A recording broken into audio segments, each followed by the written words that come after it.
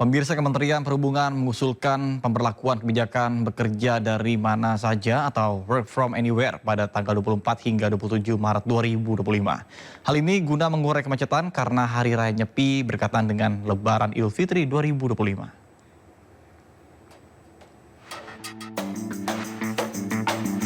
Menteri Perhubungan Dudi Puwagandi membahas wacana Work from Anywhere atau WFA menjelang libur Nyepi dan Idul Fitri 2025. Seperti diketahui, Hari Raya Nyepi tahun 2025 jatuh pada Sabtu 29 Maret, didahului dengan cuti bersama pada Jumat 28 Maret. Apabila sesuai prediksi, Hari Raya Idul Fitri jatuh pada 31 Maret 2025. Dengan waktu libur yang berdekatan, Menteri Perhubungan menilai kebijakan WFA dapat membantu mengurai lonjakan arus mudik. Menteri Agama Nasaruddin Umar pun mendukung usulan ini agar masyarakat dapat bersilaturahmi lebih panjang saat Hari Raya Nyepi dan Idul Fitri 2025. Hingga saat ini, Menteri Koordinator Bidang Pembangunan Manusia dan Kebudayaan Pratikno mengatakan pemerintah sedang mengkaji penerapan work from anywhere selama libur Nyepi dan Idul Fitri tahun ini dengan melibatkan sejumlah kementerian dan lembaga. Dari Jakarta, Tim Liputan iNews melaporkan.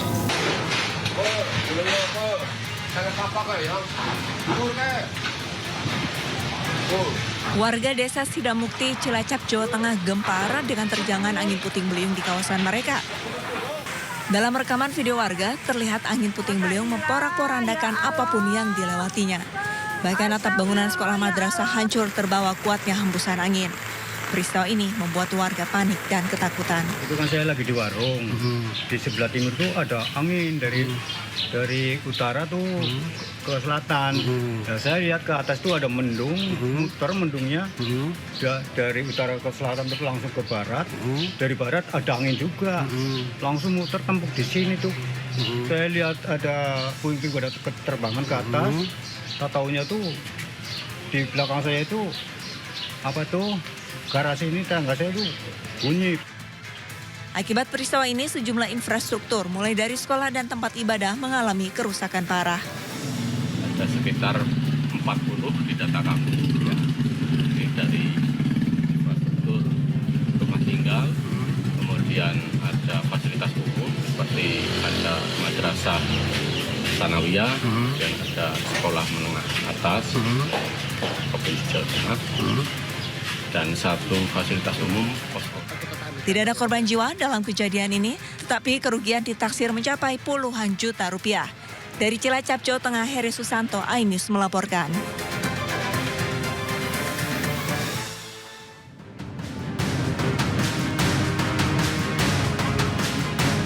Sebuah pemotor yang nekat melintasi banjir di Jalanan Boulevard Raya, Kelapa Gading, Jakarta Utara mengalami mogok atau mati mesin. Dibantu warga sekitar, pemilik motor berupaya menyalakan mesin yang kemasukan air banjir.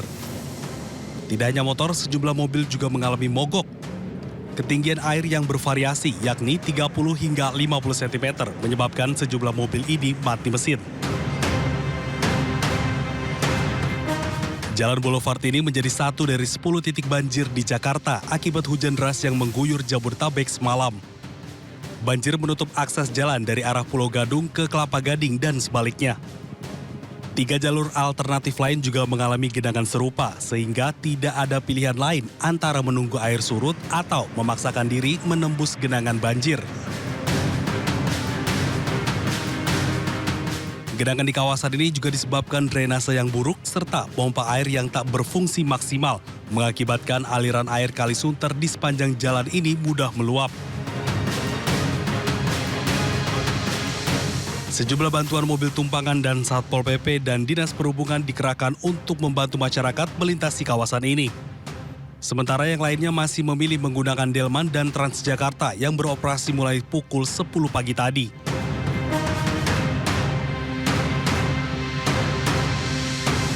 Di sini juga ada pompa, tapi kelihatannya nggak fungsi. Di sana di Arta Gading juga ada, tapi nggak fungsi juga. Ya sampai bisa begini banjir. Mungkin keseluruhan banjir semua, tapi kan kalau ada jalan pompanya kan mending kayak agak cepat surut gitu kan. Warga berharap adanya normalisasi pompa air dan drainase untuk mengatasi banjir di kawasan ini yang terkenal dengan pusat pertokoan, sehingga tidak menghalangi kegiatan perekonomian warga.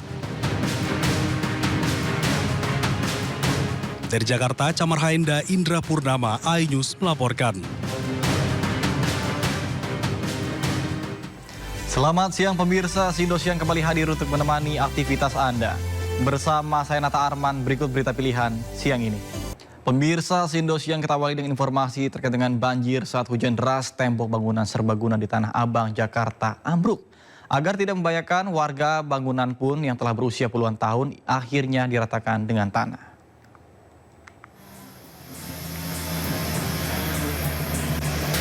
Dinding bagian belakang pos serbaguna di Jalan Hati Suci, Kampung Bali, Tanah Abang, Jakarta Pusat ambruk Selasa malam. Dinding tersebut ambruk saat hujan deras melanda Jakarta sepanjang Selasa malam hingga menyebabkan saluran drainase meluap dan menggenangi ruas jalan. Meski saat kejadian sejumlah warga tengah menjaga keamanan lingkungan, namun beruntung tidak ada korban jiwa. Kejadiannya kira-kira jam 9 malam, itu pas hujan gede, deras, gagal ada berhentinya Pak. Gitu. Ini tiba-tiba ambruk atau? Tiba-tiba air naik, itu terjadi longsor, langsung ambruk Pak. Agar tidak membahayakan warga sekitar, terutama anak-anak yang kerap bermain di sekitar lokasi, bangunan tersebut terpaksa dirobohkan petugas PPSU. Terkait hal tersebut, warga berharap pemerintah setempat bisa kembali membangun pos serbaguna yang biasa digunakan masyarakat sebagai pos RW, pos Yandu, pos Jumantik, dan pos pelayanan kesehatan lansia. Dari Jakarta, Rani Sanjaya, iNews melaporkan.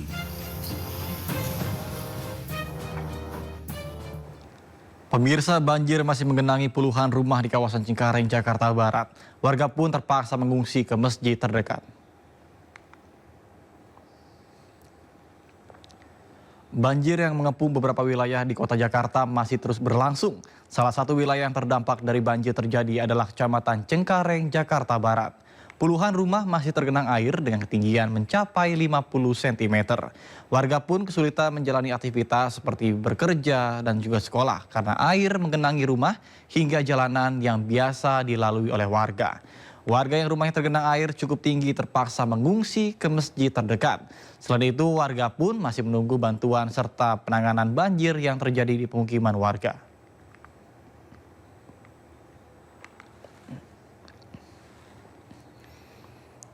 Pemirsa, banjir di tol Sudiatmo kilometer 26+200 mulai surut untuk arah Bandara Soekarno-Hatta. Para pengendara kini bisa melewati ruas bawah jalan tol Sudiatmo. Banjir di jalan bawah tol Sudiatmo kilometer 26+200 arah Soekarno-Hatta mulai surut di ketinggian 20 hingga 30 cm pada Kamis pagi. Alhasil, akses bawah tol Sudiatmo kini sudah dibuka pukul 9.40 waktu Indonesia Barat. Para pengendara di lajur 2. Sebanyak 4 unit pompa air pun dikerahkan guna mengurangi air di ruas tol. Adapun banjir disebabkan curah hujan yang tinggi sejak Selasa kemarin.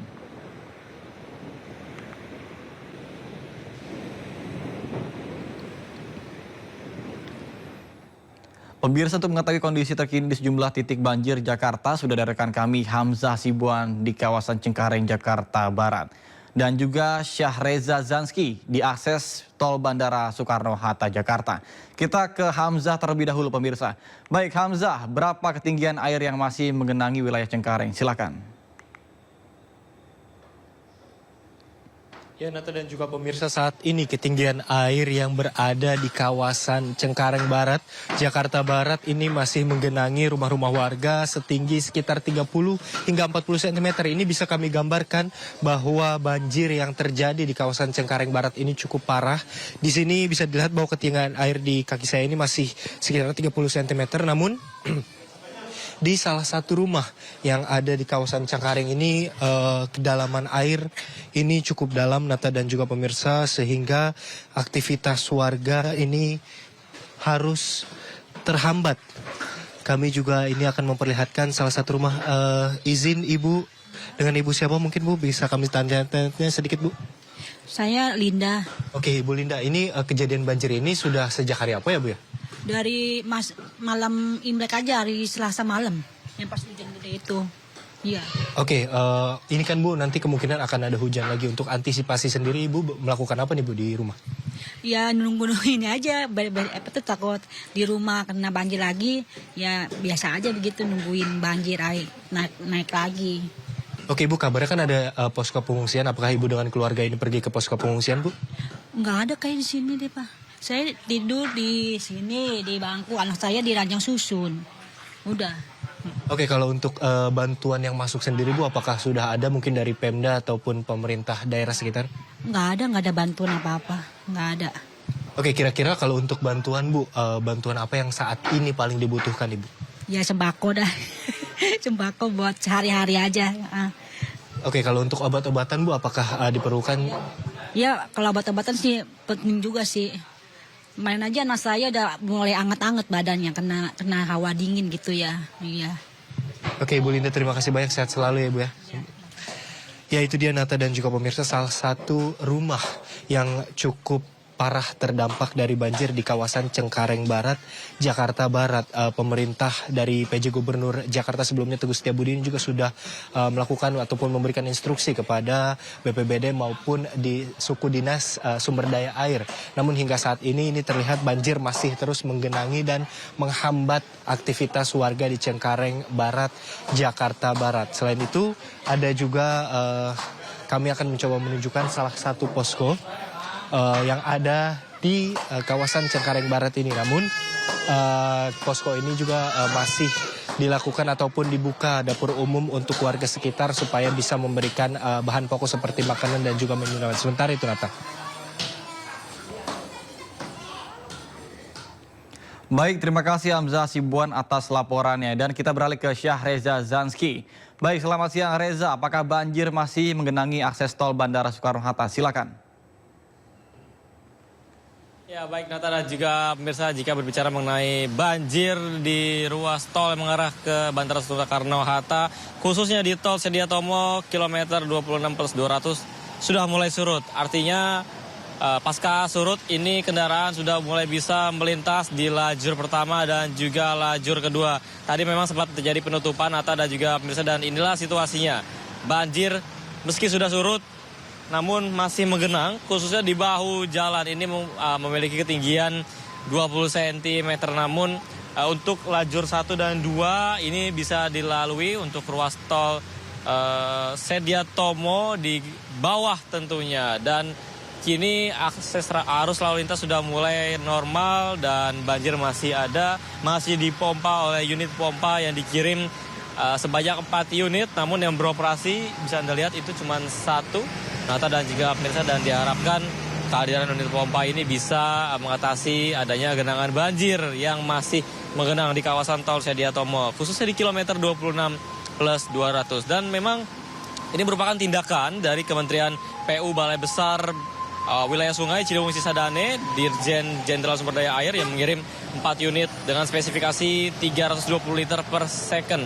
Dan ini dibutuhkan sekali kendati memang kawasan Jakarta dan beberapa wilayah pinggiran lainnya ini mengalami hujan dengan intensitas tinggi yang menyebabkan adanya genangan air di berbagai titik termasuk di kawasan tol Sediatomo. Namun hingga saat ini dipastikan untuk banjir sudah mulai surut, hanya ada di bahu jalan tentunya, kendati memang terjadi karena curah hujan yang begitu tinggi dan juga air laut yang sedang pasang tentunya membuat air dari drainase jalan tol ini tidak dapat mengalir ke saluran penghubung ataupun drainase kawasan untuk tol Sediatomo sendiri. Dan memang ada himbauan bagi masyarakat yang ingin melintas ini tetap untuk berhati-hati yang melintas agar bisa terhindar dari cilaka yang terjadi akibat adanya banjir tentunya. Dan untuk diketahui juga Nata dan juga pemirsa, hari ini banjir masih ada, genangan namun masih rendah sekali setinggi 20 cm, namun hanya ada di bahu jalan. Dan untuk lajur pertama dan lajur kedua sudah mulai normal seperti sedia kala. Sementara itu Nata, kembali ke Anda. Baik, terima kasih Syahreza Zanski melaporkan langsung dari akses tol Bandara Soekarno-Hatta, Jakarta. Dan sebelumnya ada rekan kami Hamzah Sibuan melaporkan langsung dari kawasan Cengkareng, Jakarta Barat. Selamat bertugas kembali dan salam sehat. Pemirsa, sebelumnya hujan deras yang mengguyur kawasan Tangerang dan sekitarnya membuat jalan perimeter utara Bandara Internasional Soekarno-Hatta Tangerang, Banten terendam banjir. Akibatnya banyak kendaraan bermotor mengalami mogok ketika melintas di jalan tersebut.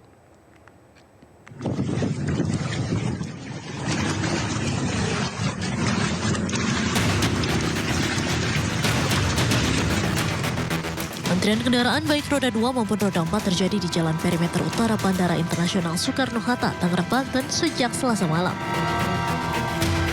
Hal ini dikarenakan jalan perimeter utara Bandara Soekarno-Hatta terendam banjir. Intensitas hujan deras yang mengguyur kawasan Tangerang membuat sejumlah jalan lainnya mengalami hal serupa. Hujan lebat sepanjang malam membuat jalan tersebut mengalami banjir hingga lutut orang dewasa. Bahkan kendaraan roda 2 yang melintas mengalami mogok mesin. Nampak para pengendara yang akan pulang maupun berangkat kerja malam di bandara harus mengeluarkan tenaga ekstra saat melintas di area banjir tersebut. Pasalnya air hujan yang mengguyur wilayah tersebut tidak bisa mengalir ke kali lantaran kali yang berada di samping jalan perimeter utara tersebut juga meluap. Sejumlah pengendara mengatakan banjir ini baru terjadi kali ini karena tingginya intensitas hujan pada Selasa malam. Sementara untuk ketinggian air banjir diperkirakan setinggi lutut orang dewasa. Baru ini kayaknya. Bentar ya Pak. Ini curah hujannya kayaknya. Pelan-pelan aja Pak. Kayak gini juga biasanya kalau hujan. Kayak gini. Ketinggiannya berapa senti nih Pak kira-kira? Lutut. Diketahui tidak hanya akses menuju bandara maupun jalur perimeter utara, selain itu kawasan kargo juga mengalami banjir, sehingga kawasan Bandara Soekarno-Hatta terkepung oleh genangan air yang cukup tinggi.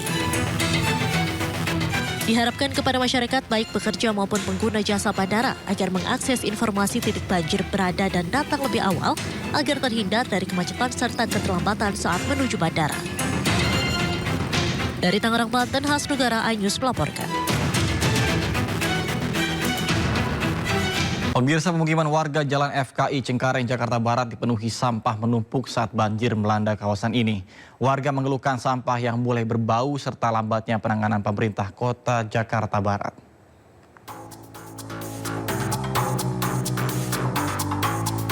Tumpukan sampah nampak menggunung memenuhi kawasan permukiman padat penduduk akibat banjir di Jalan FKI, Cengkareng, Jakarta Barat. Sampah berisikan limbah rumah tangga dan kayu memenuhi jalan masuk permukiman. Warga yang hendak beraktivitas harus bersusah payah melewati tumpukan sampah. Menurut warga, sampah mulai masuk sejak dini hari dan terbawa air dari aliran Kali Mukofat. Sama-sama ini dari RT setempat, ya 5 RT mungkin ada dari dalam semua. Oh, ngalirnya ke sini semua? Ya, ngalirnya ke sini. Kenapa Bang ngalirnya ke arah sini Bang? Soalnya kan pembuangannya ada di belakang itu, jadi airnya nariknya ke sini. Oh, dekat pembuangan air di sini ke arah kali ya Bang ya? Kali apa Bang itu Bang? Tanggul Barat ya. Selain menyebabkan bau tak sedap, warga juga mengeluhkan lambatnya penanganan pemerintah daerah.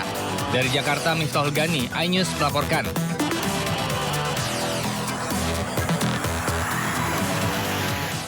Masih soal banjir, pemirsa. Rumah warga di Kampung Nelayan Eretan, Kandang Haur, Kabupaten Indramayu, Jawa Barat rusak diterjang ombak besar.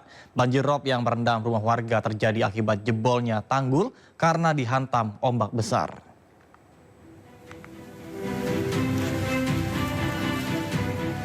Banjir air laut ini deras mengalir ke permukiman warga di tepi pantai Kampung Nelayan, Desa Eretan Kulon, Kandang Haur, Indramayu. Air banjir ini masuk ke dalam rumah-rumah warga.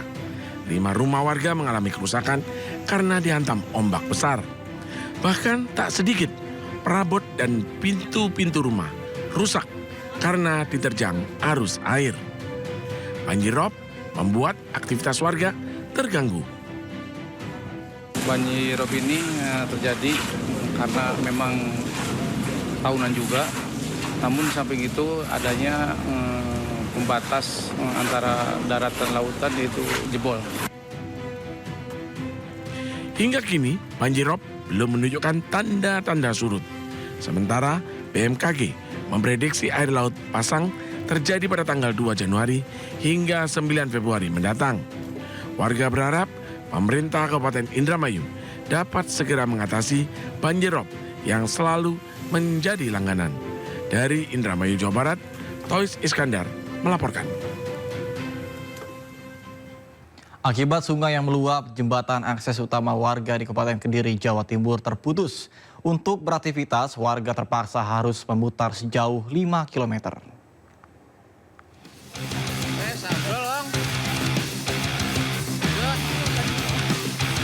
Jembatan di Desa Sepawon, Kecamatan Pelosok Klaten, Kabupaten Kediri, Jawa Timur, amblas akibat tak kuat menahan gerusan air sungai. Akibat amblasnya jembatan sepanjang 20 meter, aktivitas ekonomi warga terganggu karena harus memutar hingga 5 km. Padahal jembatan antara Desa Wonorejo Trisulo dengan Sepawon itu merupakan akses utama warga ke kota. Dari keterangan warga, jembatan amblas terjadi saat hujan deras mengguyur selama beberapa jam. Arus sungai menggerus pondasi jembatan hingga akhirnya ambrol. Sampai berapa? Mau muter sampai berapa kilo? Ya sekitar perjalanan 5 kiloan. 5 kiloan. Harus memutar 5 kilo ya? Sulit jalannya. Tapi ya seperti itulah jalan di kebun. Melalui hutan. Selain mengakibatkan jembatan amblas, luapan air sungai juga sempat membuat sejumlah rumah warga terendam banjir. Untuk membantu warga, rencananya pihak BPBD bersama Dinas PUPR akan membangun jembatan darurat. Dari Kabupaten Kediri, Jawa Timur, Afnan Subagio, iNews melaporkan. Pemirsa, Kementerian Pekerjaan Umum atau PU akan segera memperbaiki jalan terputus akibat longsor. Pihaknya juga akan membangun jembatan darurat di lokasi longsor Petung Kriono, Kabupaten Pekalongan, Jawa Tengah.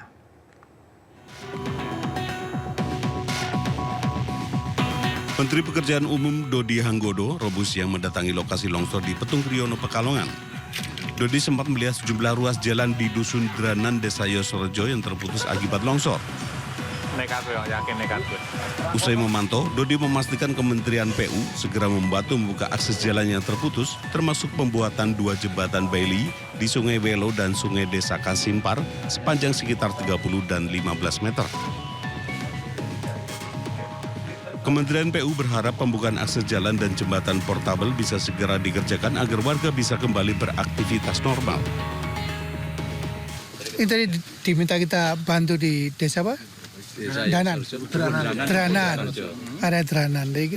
Tapi kan lagi gelap gini mas, kabut kan. Jadi kalau sudah mulai terang, tim penanganan jalan nasional akan kirim drone-nya untuk ngecek trase baru yang mana kira-kira bisa kita kerjakan secara aman dan cepat. Untuk jembatan yang Jembatan Bailey sebenarnya sudah siap, cuman ya tadi itu akses dari alat berat yang lebih besar, kan ada batu-batu besar yang tergeletak di tengah jalan yang mesti kita singkirin. Nah itu alat berat yang PC 200 segala macam kan nggak bisa masuk. proses perbaikan kira-kira butuh berapa bulan? Kita upayakan sih cepat-cepatnya karena kan kasihan juga masyarakat yang keputus kontaknya sama dunia luar ya. Data terakhir dari pihak kecamatan, longsor Pekalongan memutus akses 82 dusun dari total 4 desa di Petung Kriono. Longsor di Petung Kriono terjadi 20 Januari lalu dan operasi SAR ditutup Selasa kemarin dengan korban 25 orang dinyatakan tewas dan 1 hilang. Dari Jawa Tengah, Suryono Soekarno, iNews melaporkan. Informasi lainnya pemirsa, jenazah Basri WNI korban penembakan petugas APM Malaysia tiba di kampung halamannya di Kecamatan Rupat, Kabupaten Bengkalis pada Rabu malam. Kedatangan jenazah disambut tangis haru oleh pihak keluarga dan kerabat.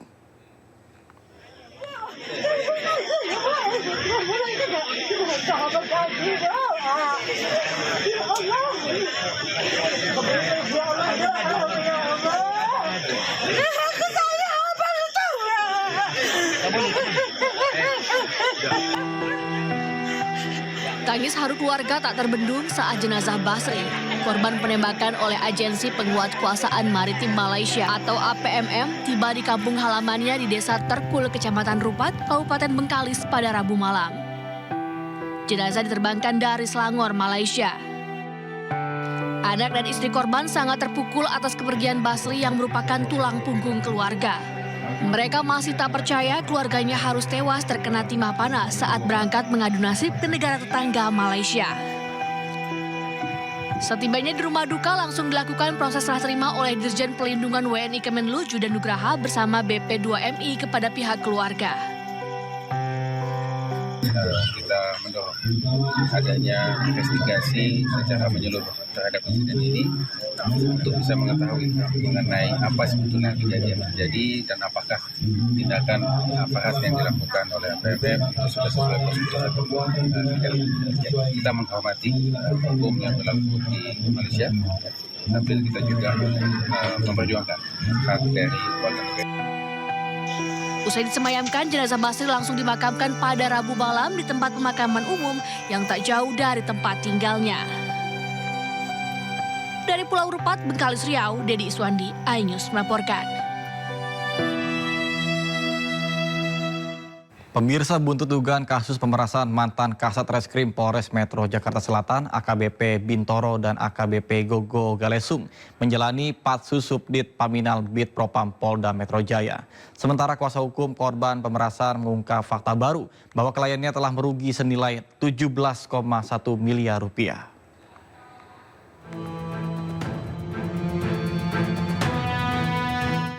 Polda Metro Jaya memastikan Propam akan menyelesaikan penyidikan dan menggelar sidang etik terhadap mantan Kasat Reskrim Polres Metro Jakarta Selatan AKBP Bintoro dan juga AKBP Gogo Galesung terkait kasus dugaan pemerasan. Korban pemerasan juga telah diklarifikasi terkait adanya keterlibatan pihak selain AKBP Bintoro. 4 oknum polisi termasuk AKBP Bintoro serta AKBP Gogo Galesung menjalani penempatan khusus di Subdit Paminal Bid Propam Polda Metro Jaya sejak tanggal 25 Januari 2025. Terhadap yang bersangkutan dan 3 orang lainnya telah dimutasi dari jabatannya dan telah dilakukan penempatan khusus atau patsus di Bid Propam Polda Metro Jaya. Selanjutnya, Bid Propam Polda Metro Jaya akan menyelesaikan penyelidikan dari Bid Propam Polda Metro Jaya bersama nanti dengan Paminal dan segera menyelenggarakan sidang kode etik terhadap yang bersangkutan. AKBP Bintoro membantah pernah berkomunikasi dan telah melakukan pemerasan 20 miliar rupiah kepada tersangka kasus pembunuhan AN yang merupakan anak dari bos sebuah klinik kesehatan dengan iming-iming menghentikan penyidikan. Sementara kuasa hukum tersangka pembunuhan AN dan B menyebut kliennya mengaku merugi senilai 17,1 miliar dan meminta Bintoro untuk mengembalikannya. Buktinya nanti akan kami bawa ke persidangan, ya, ke persidangan. Bukan bukti yang disampaikan yang beredar sama sekali 20 miliar. Yang ada adalah pengakuan klien kami dengan surat pernyataan itu 17,1 miliar. Namun di gugatan itu juga kami sampaikan 14, sekian miliar gitu, seperti bukan 20 miliar dan bukan mobil Ferrari tapi adalah 17, sekian miliar sama mobil Lamborghini Aventador dan 2 motor. Klien kami sudah mengeluarkan uang atau kerugian totalnya 17,1 miliar. Itu pernyataan yang ditandatangani oleh klien kami. Dugaan pemerasan ini mencuat setelah kuasa hukum 2 tersangka pembunuhan memasukkan gugatan perdata ke Pengadilan Negeri Jakarta Selatan. AKBP Gogo Galesung yang menjabat Kapsudit 2 di Treskrimum Polda Metro Jaya sempat menuai sorotan masyarakat karena memperbolehkan debt collector untuk menarik kendaraan di jalan asalkan diperlakukan dengan baik-baik. Sikap ini berbeda dengan Kapolda Metro Jaya saat itu, yakni Irjen Fadil Imran yang menilai debt collector arogan saat menarik kendaraan nasabah. Tim Liputan, iNews melaporkan. Informasi lainnya pemirsa, Komisi Pemberantasan Korupsi menangkap tersangka kasus korupsi pengadaan EKTP Paulus Thanos yang buron sejak tahun 2021. Perusahaan Paulus Thanos disebut meraup keuntungan haram 145 miliar rupiah dari pengadaan EKTP.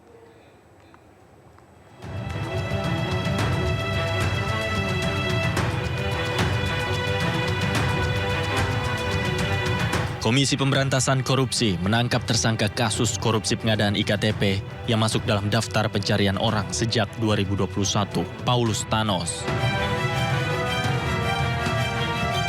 Paulus Thanos ditangkap di Singapura dan sudah ditahan lewat perjanjian ekstradisi. Kini, KPK tengah berkoordinasi dengan Polri, Kejaksaan Agung, dan Kementerian Hukum untuk dapat memulangkan Paulus ke Indonesia. Prosesnya seperti apa lagi? Mudah-mudahan semuanya berjalan lancar. Itu dulu lah. Penangkapannya gimana Pak benar di Singapura, Pak? Sedang apa mungkin Iya, Pak. di mana? Kalau itu kan dari sana nanti ya kan tindak lanjut. Kami hanya banyak melakukan koordinasi, ya kemudian nanti mudah-mudahan semuanya lancar. Di Singapura itu rumah tinggal di bandara atau gimana, Pak? Belum terverifikasi secara spesifik. Akan berkoordinasi dengan siapa aja nanti KPK untuk memulangkan? Ya pastinya dengan pihak-pihak yang terkait semuanya. Ya. Paulus Thanos ditetapkan sebagai tersangka kasus korupsi IKTP sejak 2019 bersama sejumlah orang. Paulus merupakan direktur utama PT Sandipala Arta Putra. Dari hasil kong kali kong, perusahaan itu mendapat jatah proyek sekitar 44% dari total keseluruhan proyek pengadaan IKTP senilai 5,9 triliun rupiah. Atas praktek kotor ini, perusahaan Paulus meraup keuntungan haram 145 miliar rupiah. Tim Liputan iNews melaporkan.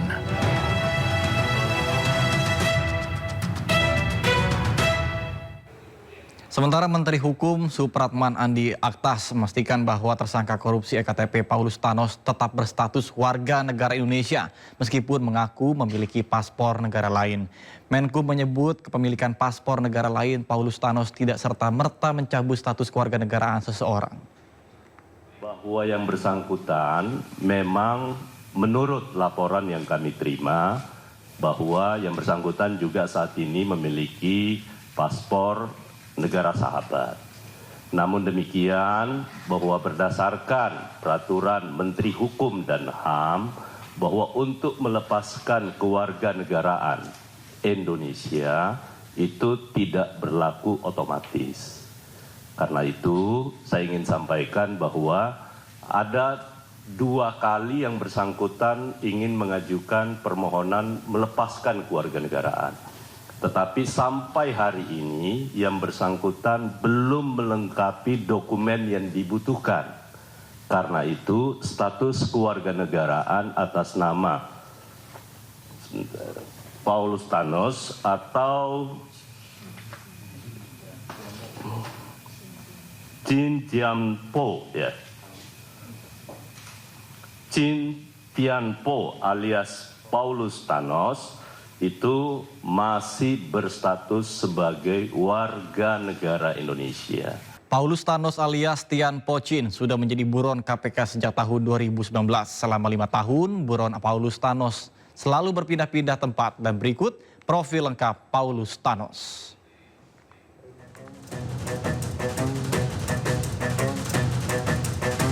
Paulus Thanos yang memiliki nama lain Tian Po Chin. Ia juga memiliki jabatan sebagai Direktur Utama PT Sandipala Artapura. Selain itu, kasus yang menjerat dirinya yaitu kasus korupsi Kartu Tanda Penduduk Elektronik atau IKTP. Sedangkan peran Paulus Thanos terlibat rekayasa tender proyek KTP elektronik dan ditetapkan tersangka oleh KPK tahun 2019. Kemudian ditangkap KPK di Singapura tahun 2025. Pemirsa, untuk mengetahui informasi terkini terkait dengan update informasi sudah ada rekan kami Jessica Winoto dari gedung KPK Jakarta. Baik, selamat siang Jessica. Apakah sudah ada kabar kapan buronan Paulus Thanos tiba di tanah air? Silakan. Ya, selamat siang Nata dan juga pemirsa, bahwa saat ini dapat kami sampaikan perkembangan dari Paulus Thanos atau dalam kasus dugaan tindak pidana korupsi pengadaan IKTP. Saat ini masih belum ada informasi lebih lanjut, tetapi dapat kami sampaikan bahwa kemarin pihak jubir atau juri bicara dari KPK T.S. Mardika bahwa sudah mengkonfirmasi bahwa beliau sudah dari pihak KPK sudah bertemu dengan Paulus Thanos di Singapura. Dan selain itu pun terkait perkembangan pemulangan Paulus Thanos dari Singapura ke Indonesia saat ini masih dalam proses lebih lanjut, yaitu dari pihak KPK, Kejaksaan Agung, Polri dan juga Kementerian Hukum saat ini masih mengumpulkan berkas-berkas untuk proses mengekstradiksi atau pemulangan Paulus Thanos dari Singapura ke Indonesia. Diketahui memang dari Paulus Thanos ini sudah memiliki kewarganegaraan yang ganda, sehingga hal tersebut menjadi suatu alasan dari pihak pemerintah masih dalam proses lebih lanjut untuk pengumpulan berkas-berkas. Selain itu pun dapat kami sampaikan, Nata dan juga pemirsa, bahwa tadi sempat adanya aksi demonstrasi dari gerakan Satuan Toraja terkait kasus Harun Masiku, yaitu juga sebagai bagian dari keluarga Harun Masiku yang mempertanyakan dari KPK ini apakah sudah ada perkembangan atau diketahuinya keberadaan dari Harun Masiku karena sudah kurang lebih 5 tahun Harun Masiku masih belum ditemukan. Dan ditakuti atau dikhawatirkan dari gestor ini bahwa mereka mengkhawatirkan Harun Masiku sudah menjadi sandera atau sebagai permainan politik. Sementara itu Nata, kembali ke Anda. Baik, terima kasih Jessica Winoto melaporkan langsung dari Gedung KPK Jakarta dan kami tunggu perkembangannya. Selamat bertugas kembali dan salam sehat. Pemirsa, Kementerian Perhubungan mengusulkan pemberlakuan kebijakan bekerja dari mana saja atau work from anywhere pada tanggal 24 hingga 27 Maret 2025.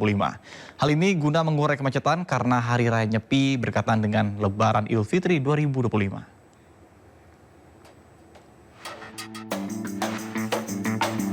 Menteri Perhubungan Dudi Puwagandi membahas wacana Work from Anywhere atau WFA menjelang libur Nyepi dan Idul Fitri 2025. Seperti diketahui, Hari Raya Nyepi tahun 2025 jatuh pada Sabtu 29 Maret, didahului dengan cuti bersama pada Jumat 28 Maret. Apabila sesuai prediksi, Hari Raya Idul Fitri jatuh pada 31 Maret 2025. Dengan waktu libur yang berdekatan, Menteri Perhubungan menilai kebijakan WFA dapat membantu mengurai lonjakan arus mudik. Menteri Agama Nasaruddin Umar pun mendukung usulan ini agar masyarakat dapat bersilaturahmi lebih panjang saat Hari Raya Nyepi dan Idul Fitri 2025. Hingga saat ini, Menteri Koordinator Bidang Pembangunan Manusia dan Kebudayaan Pratikno mengatakan pemerintah sedang mengkaji penerapan work from anywhere selama libur Nyepi dan Idul Fitri tahun ini dengan melibatkan sejumlah kementerian dan lembaga. Dari Jakarta, Tim Liputan iNews melaporkan. 100 hari sudah kejajaran Kabinet Merah Putih bekerja. Rakyat pun terus awasi kementerian di bawah pemerintahan Prabowo Gibran. Lantas siapa saja menteri terbaik versi masyarakat dan berikut liputannya untuk Anda.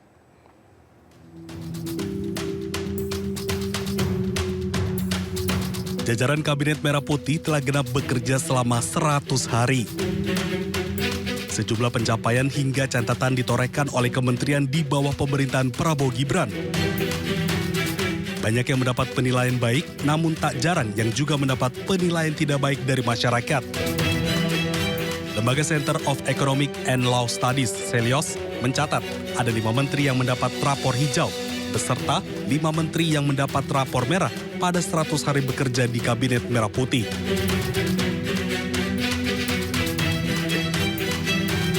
Menteri Agama Nasaruddin Umar sebagai menteri dengan kinerja terbaik. Sementara posisi kedua ditempati oleh Menteri Komunikasi dan Digital, Mutia Hafid. Mutia dinilai sigap menangani judi online. Posisi ketiga ditempati oleh Menteri Pendidikan Dasar dan Menengah, Abdul Mukti.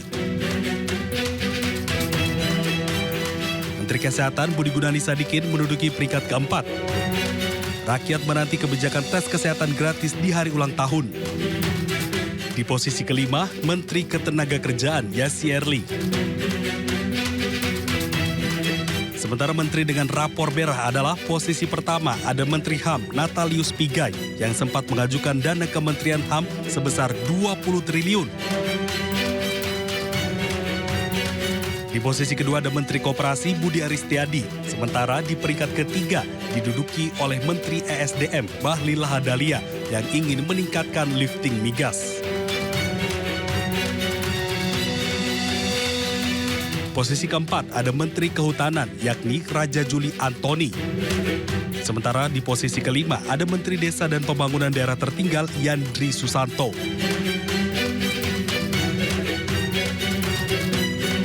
Seratus hari waktu yang singkat untuk menilai keberhasilan jajaran Kabinet Merah Putih. Namun rakyat terus menanti konsistensi para menteri dalam membangun negeri. Tim Liputan iNews melaporkan.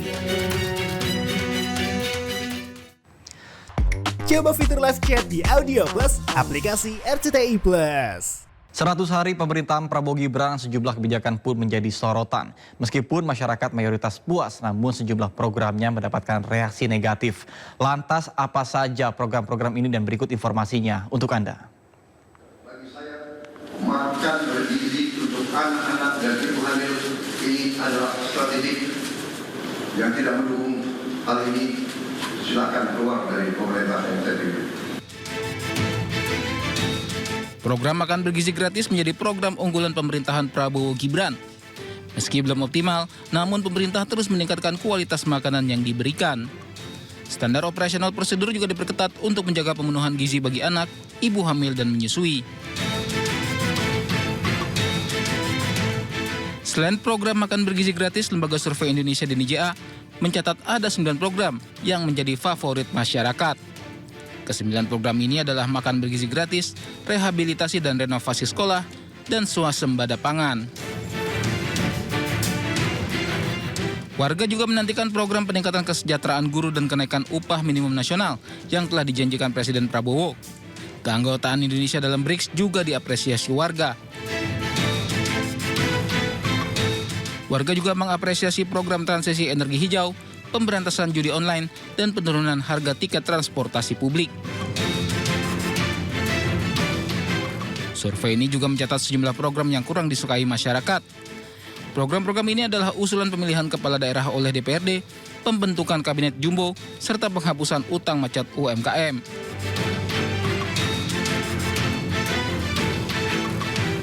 Meski belum sempurna, namun pemerintahan Prabowo Gibran diharapkan bisa terus akselerasi pencapaian target pembangunan nasional, menjawab tantangan global, serta mewujudkan kesejahteraan bagi seluruh rakyat Indonesia.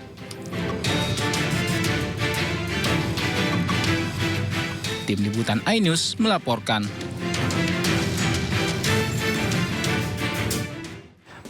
Coba fitur dengarkan berita di News Plus aplikasi RCTI Plus. Pemirsa, pemerintah mengapresiasi hasil survei menunjukkan tingkat kepuasan masyarakat yang tinggi kepada Presiden Prabowo dan Kabinet Merah Putih selama 100 hari kerja. Dan berikut keterangan lengkap Deputi Bidang Protokol, Pers dan Media Sekretariat Presiden, Kementerian Sekretariat Negara Yusuf Permana.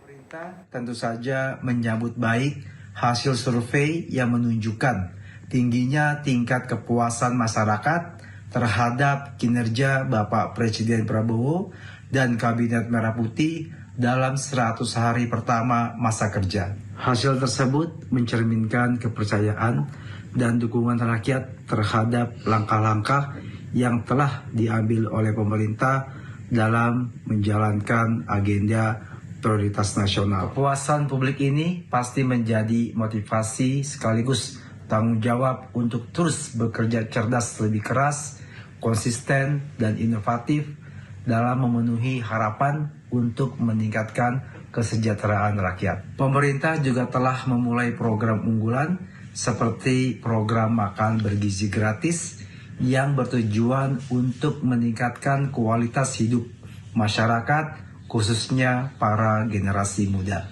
Pemerintah tidak akan pernah puas dan tidak terlena dengan hasil survei ini.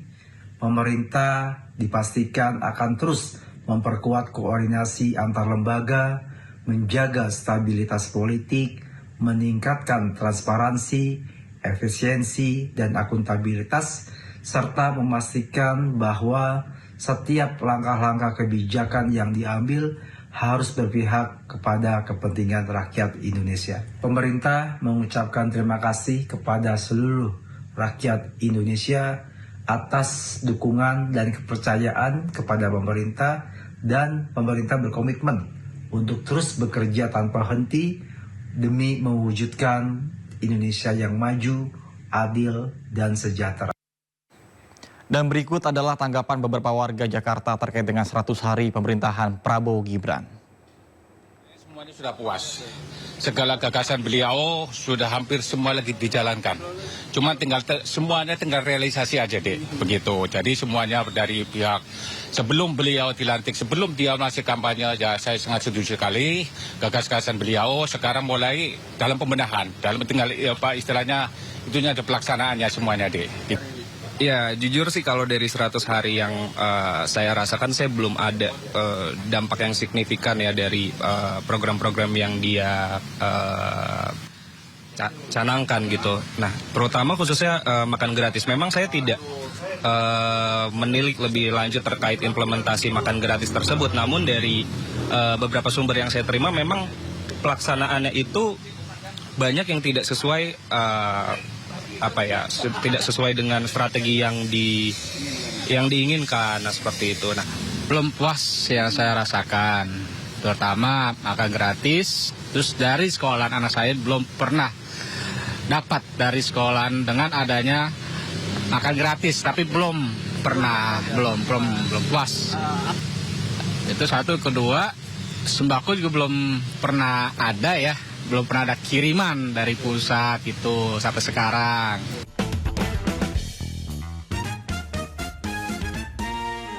Terima kasih Anda masih bersama kami di Sindo Siang. Pemirsa, sebuah coffee shop di kawasan Jakarta Selatan memberikan layanan berbeda. Bukan dengan dekorasinya, melainkan dengan memberikan kesempatan kepada mereka yang memiliki keterbatasan untuk bekerja sebagai barista. Lantas seperti apa dan berikut kisah inspiratifnya.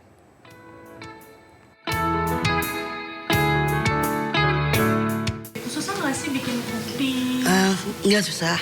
Nggak susah. Terus paling suka bikin menu apa? Menu gue ain dan americano, cappuccino dan matcha. Kami punya misi supaya bisa melatih mereka untuk lebih tidak tergantung pada orang tuanya, baik secara kehidupan maupun secara finansial. Di sini kami latih mereka untuk mulai dari menerima pesanan, menyapa pelanggan, kemudian membuat minumannya. Setelah minumannya jadi juga disajikan ke pelanggannya, dibawa ke meja. Sesudah pelanggan selesai minum, gelas, piring itu diangkat dari meja. Kemudian mereka dilatih juga sampai ke cuci piring, cuci gelas. Mereka itu masuk Selasa, Kamis, Sabtu mulai jam 10, pergantian shift jam 9:30. Kalau yang masuk jam 10, kadang jam 9, setengah 10 mereka sudah standby, sudah siap dengan seragam, siap untuk bekerja. Kalau orang tuanya cerita, wah dari jam 7 itu dia sudah bisa siap di rumah dan wanti-wanti ke orang tuanya bilang, jangan telat ya, anterin saya kerja ya, gitu. Jadi buat saya itu luar biasa. Mereka semangatnya sangat tinggi dan justru mereka hampir selalu happy. Jadi membawa aura positif untuk kami, untuk karyawan yang lain, bahkan juga untuk pelanggan-pelanggan. Pelanggan kami banyak yang terinspirasi, banyak yang senang, banyak yang happy bertemu dengan barista-barista Down syndrome kami.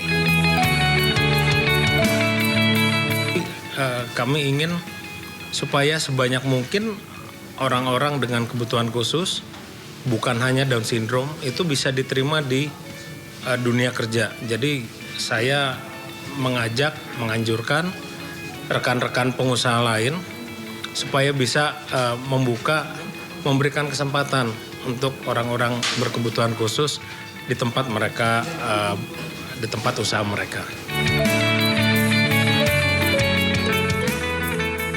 Pemirsa, tidak ingin moral anaknya di kampungnya terkikis oleh perkembangan zaman, seorang anggota Polsek Pengadon, Kendal, Jawa Tengah tergerak untuk mengajarkan anak-anak untuk mengaji.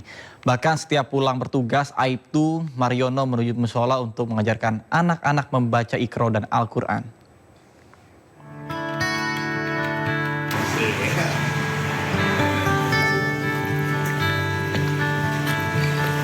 Bertugas di Polsek Begandon, Kendal, Aibtu Mariono menjalankan tugas sebagai pemangku sementara Kepala Seksi Umum. Di balik kesehariannya sebagai polisi, Aibtu Mariono ternyata sangat peduli dengan pendidikan moral anak-anak di kampungnya. Setiap selesai bertugas sebagai polisi, Aibtu Mariono mengajarkan mengaji anak-anak di musola di kampungnya di Desa Margomulyo, Kecamatan Pegandon. Dengan sabar, Aibtu Mariono membimbing puluhan anak-anak membaca huruf hijaiyah dan Al-Quran. Aibtu Mariono tak hanya mengajar baca Al-Quran sebagai bekal masa depan untuk anak-anak, tapi juga memberikan arahan bimbingan agar selalu disiplin dan melakukan hal-hal positif. Motivasi saya untuk mengajar ngaji kepada anak-anak santri ini, yaitu pertama adalah pengenalan tentang huruf hijaiyah yang pada dasarnya anak-anak harus tahu huruf hijaiyah itu, kemudian bisa membaca bacaan-bacaan dasar dari Al-Quran Karim. Kemudian yang kedua, lebih kepada pembentukan karakter anak untuk sekarang itu, untuk karakter betapa susahnya dengan situasi perkembangan teknologi digitalisasi. Sementara Kapolsek Peganduan AKP Ade Winarno melihat sosok Aibtu Mariono menjadi teladan bagi anggota lainnya di Polsek dalam menjalankan tugas. Saya sangat bangga karena Pak Mariono sebagai Kasum Polsek Peganduan Polres Kendal telah mengabdikan untuk institusi Polri, mengaji untuk anak-anak di lingkungan tempat tinggalnya. Pengabdian Aibtu Mariono menjadi inspirasi di mana dia berupaya membangun akhlak generasi muda agar memiliki bekal agama di masa depan. Tugasnya sebagai polisi tak hanya pada tugas formal, tapi juga mencakup nilai sosial dan spiritual. Dari Kendal, Jawa Tengah, Edi Prayitno, iNews melaporkan. Pemirsa, selanjutnya kami akan mengajak Anda untuk mengetahui pantauan arus lalu lintas hari ini di sejumlah wilayah melalui pantauan CCTV Korlantas Polri. Dan kita akan bergabung dengan Brigadir Cici Yulia Yarangga di studio NTMC Polri. Baik, selamat siang Brigadir Teslinda, bagaimana pantauan arus lintas dari sejumlah wilayah di Indonesia melalui pantauan CCTV? Silakan. Ya, baik, terima kasih Nata dan selamat siang pemirsa, menemani aktivitas Anda menjelang jam makan siang. Kali ini kita akan mengupdate informasi seputaran arus lalu lintas. Dan yang pertama saya mengajak pemirsa memantau secara langsung bagaimana perkembangan arus lalu lintas di sekitaran kawasan Simpang Pancoran, Jakarta Selatan. Kondisi arus lalu lintas saat ini terpantau dari arah Pasar Minggu yang akan menuju ke arah Semanggi, Tebet ataupun ke arah Manggarai dalam keadaan relatif lancar. Terlihat kendaraan-kendaraan dari arah Semanggi yang akan menuju ke arah Pasar Minggu, Depok dan Tebet juga hingga saat ini masih melaju dengan kecepatan yang cukup normal. Terlihat adanya perpadatan kendaraan hanya menjelang masuknya antrian traffic light, namun selepasnya kendaraan-kendaraan ini masih melaju dengan kecepatan yang cukup normal. Untuk itu dihimbau bagi para pengendara agar tetap bersabar menunggu antrian traffic light. Selanjutnya kita akan beralih ke kawasan Pospol Ciawi, Jawa Barat. Arus lalu lintas saat ini dari exit tol Ciawi yang akan menuju ke arah Caringin ataupun ke arah Tajur terpantau dalam keadaan ramai dan lancar. Terlihat adanya perlambatan kecepatan kendaraan dikarenakan memang sekitaran kawasan ini adanya parkiran bayangan. Dan juga terlihat untuk kendaraan-kendaraan dari arah Gadok yang akan menuju ke arah Tajur hingga saat ini pun juga masih dalam keadaan ramai dan lancar. Kami himbau untuk para pengendara agar mengantisipasi angkutan umum di mana adanya terminal bayangan pada sekitaran kawasan Pospol Ciawi. Berikutnya pemirsa, kita akan beralih ke sekitaran kawasan Simpang Maya Tegal, Jawa Tengah. Arus lalu lintas dari arah Jakarta yang akan menuju ke arah Semarang hingga saat ini masih dalam keadaan relatif lancar.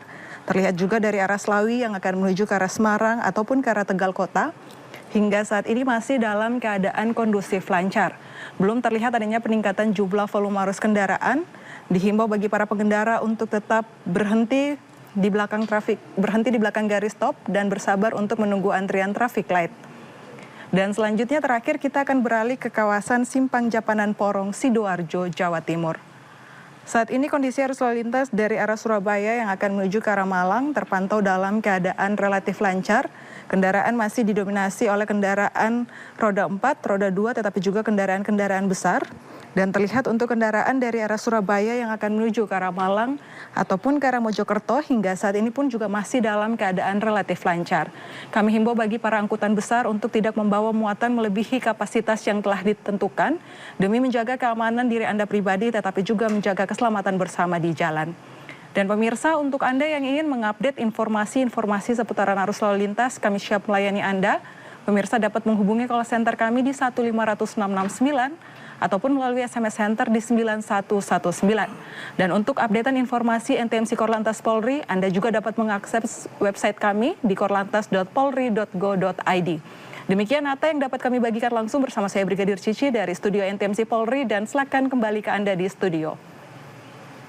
Baik, terima kasih Brigadir Cici Yulia Yarangga atas laporan dari studio NTMC Polri Jakarta. Selamat bertugas kembali dan salam presisi. Pemirsa, hawa sejuk khas Pegunungan Dieng tidak pernah gagal untuk menghipnotis para wisatawan yang datang untuk berkunjung.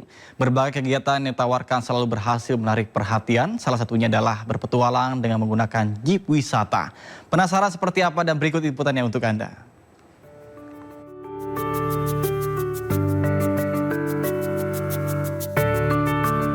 Dataran tinggi Dieng atau yang lebih dikenal dengan sebutan negeri di atas awan ini menawarkan keindahan alam yang sangat memukau. Mata Anda akan dimanjakan dengan hijaunya pepohonan yang disapu kabut tipis.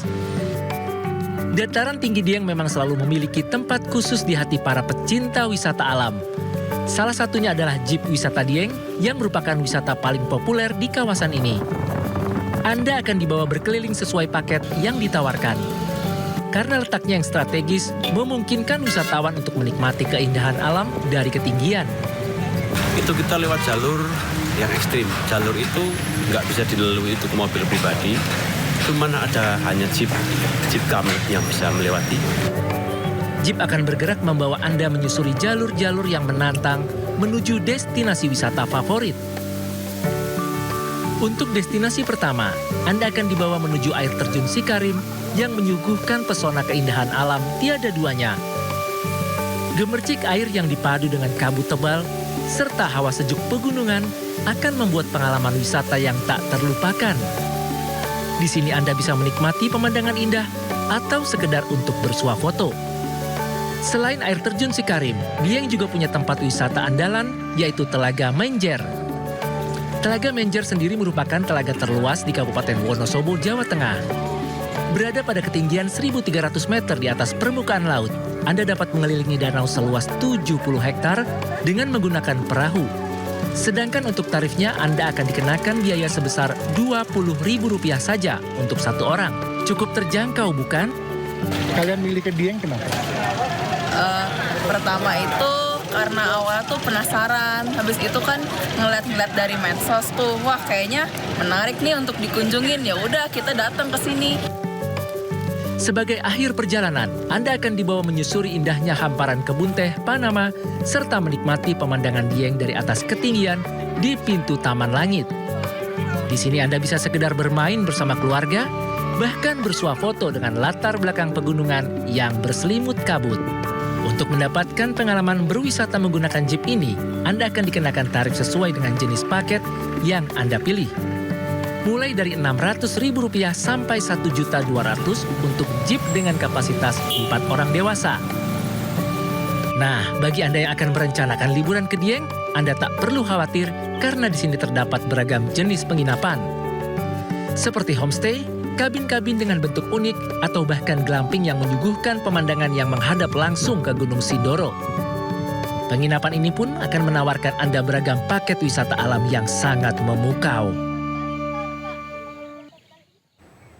Pemirsa, perayaan Imlek tahun ke-2576 Konjili atau 2025 dirayakan di sejumlah daerah. Seperti di Aceh dan juga Medan, terlihat ornamen Imlek menghiasi sejumlah sudut kota dan warga pun antusias menyambut tahun ular kayu atau ular tanah.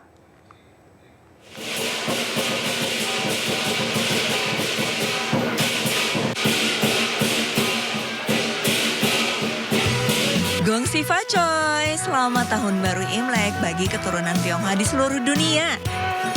Imlek identik dengan barongsai. Nah, ternyata di kota Serambi, Mekah, Aceh, perayaan tahun baru Cina tahun ini lebih meriah dibandingkan tahun lalu. Terlihat dari atraksi barongsai yang digelar di 21 titik di kota Banda Aceh. Antusias masyarakat Aceh membuktikan toleransi beragama di Aceh sangat tinggi. Pada sahabat barongsai ini di acara Imlek, karena tahun kemarin kan nggak ada nih. Jadi tahun ini kita berkesempatan untuk melihat barongsai yang sebagai hiburannya buat anak-anak ya. Ya karena belum pernah ya kita lihat seperti ini, karena ada acara ini baru kita bisa Tahun ini sambutan masyarakat luar biasa. Ini tadi saya sampai kaget kok dari begitu ramai ya. Tapi ini menunjukkan bahwasanya Aceh kita kehidupan bersosial, keberagaman, toleransi itu sangat baik sekali. Ini kita lihat bagaimana sambutan dari masyarakat Aceh terhadap perayaan Imlek tahun ini luar biasa, apalagi dengan barongsainya.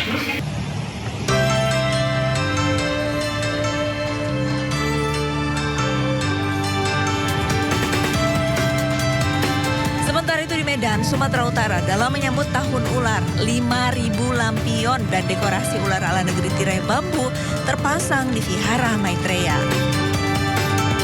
Lampion sendiri merupakan simbol dari kebahagiaan dan keberuntungan. Selain itu, dekorasi ular dibuat karena tahun baru Imlek 2576 Kongzili merupakan tahun atau Shio Ular yang bermakna kebijaksanaan, kecerdikan, dan kemampuan beradaptasi. Untuk makna Shio Ular, kita bilang memang tiap tahun itu selalu berganti ya. Ini pas Shio Ular tanah, jadi untuk maknanya sendiri ya kita mengharapkan ke depannya, karena tanah kan memang kita bilang menunjukkan tentang kesuburan. Kesuburan. Jadi kita harapannya setelah tahun ke depan ini bagi semua orang, siapa saja, supaya semuanya sukses, lancar, dan kita bilang makmur. Lampion dan hiasan ular, Vihara juga menyediakan puzzle doa yang dipercaya dapat menghantarkan doa kepada Tuhan. Hari pertama Imlek, para umat Buddha pun silih berganti memanjatkan doa kepada dewa agar tahun baru membawa kemakmuran dan kebahagiaan. Jadi, sudahkah Anda mendapatkan angpau dalam Imlek tahun ini? Tim Liputan, iNews melaporkan.